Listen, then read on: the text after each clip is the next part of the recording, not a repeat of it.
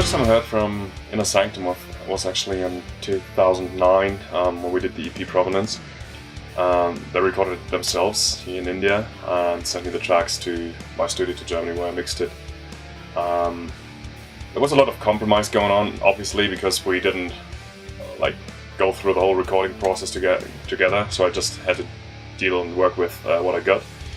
And they were fairly new to the whole recording thing themselves, so it was kind of learning while doing.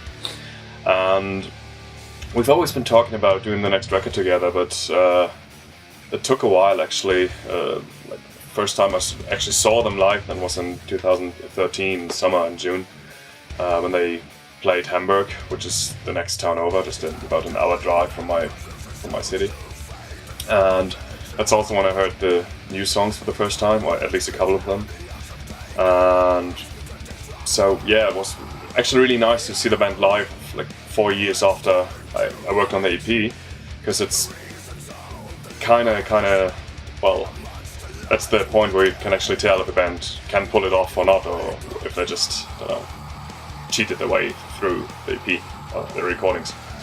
So we've been talking about doing this album around that time as well, but we weren't really clear about how we're going to approach this, where are we going to do that, and came clear relatively quickly actually that it would make most sense to fly me over to India and help with the recordings here and do this out of an Indian studio.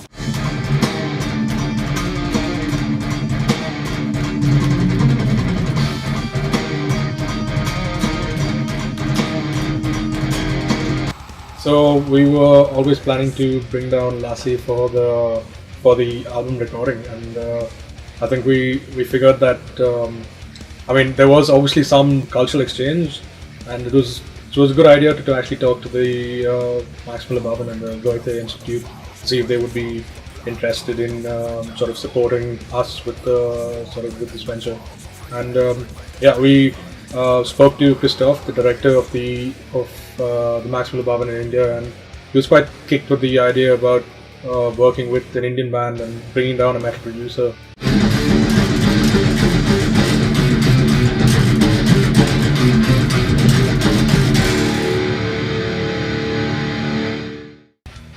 I think from end of last year to the beginning of this year, we were searching for studios, trying to figure out the best place to record. That was a really long process. That took us a shitload of time to sit down with each studio, try to figure out the exact specs that Lasse had given us that he wanted to meet the studio here to meet. We probably went to maybe 6 studios, 7 studios. The difficulty that we faced initially was that we weren't able to find a studio which catered to everything that we wanted and that Lasse Lammert had specified when he first wrote to us. He said that if this has to be possible, there are certain requirements which he absolutely needs, which we had to deliver, and that got us going into a complete studio hunt. We were looking for the specific equipment, the perfect live studio in terms of live sound, all of that. And we could not finalize a studio till Sukrut actually wrote to us on Facebook. He saw that we were looking for a studio, and he said that his dad was running this studio, Adarsh Recording Studios in Bangalore. And surprisingly, he had everything, if not everything, probably 90% of everything that Lasse required.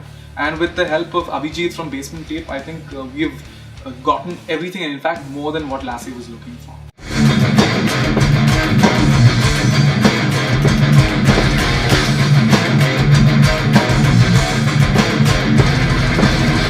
The recording process has been quite different since Provenance actually, because Provenance was way back in 2009, and back then, we were a young band and the Inner Sanctum sound also wasn't defined. So most of the stuff, all the 4 songs in fact, were recorded by me at home, at least the pre-production tracks, and we just shared it amongst the band and the band just played the parts. So for this particular album, since it's been quite a long time, most of the songs, in fact 7 out of 8 tracks were done by Abhinav and myself in the jam room, and when we thrashed out the entire parts and we made the riffs and the song depending on what sounded good in the jam room. So I think a lot of this has been, to a large extent, a more band sort of atmosphere insofar as the song making is concerned. Insofar as the difference in sound, I don't see too much of a difference. Yes, we're progressing in sound, but not that much that it's no longer an Inner Sanctum record.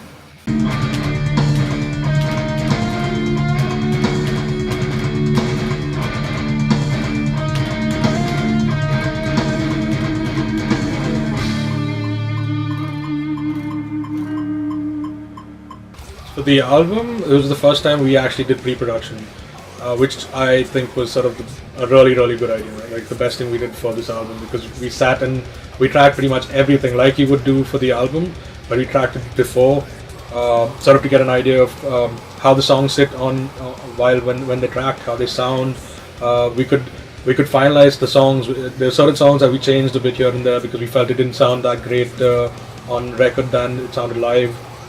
There were parts added, parts removed, and that actually made a huge difference to the overall recording because we had sort of a reference to say, okay, this is what it's going to sound like on the record. So I think pre-production really, really helped with figuring out the whole tracking process.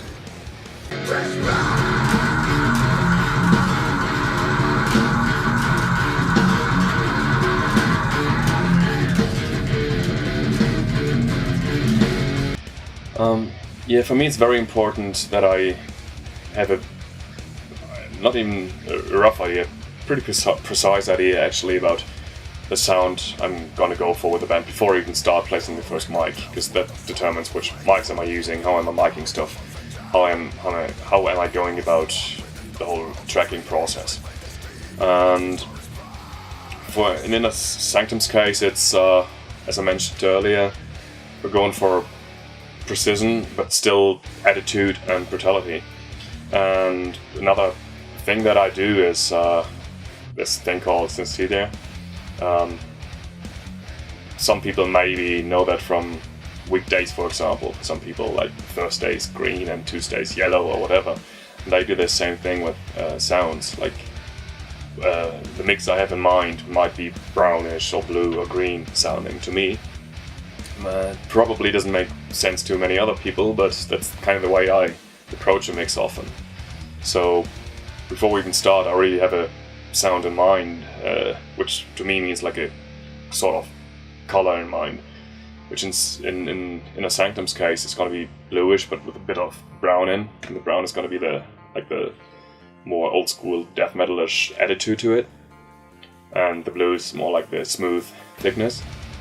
So I'm always aiming to achieve that color in my mix, and that also like determines the amps I'm using and the speaker cabinets and so on and so forth. So I'm actually kind of hoping for the cover to match that color of the mix, because it's always a bit weird later when I see the CD for the first time and the color of the cover is entirely different from what I'm hearing, and I think in this case it's going to be different, but just going to have to live with that. So it took a while to find the right studio, which we then eventually did, and I'm quite happy about that. And we've just set up the mics for the drums and are actually ready to go. The only thing that is maybe still lacking is the internet, so I can't have YouPorn or anything. So I got this pair of boobs. They're a bit saggy. They're not really that good, but they should do for now, I guess.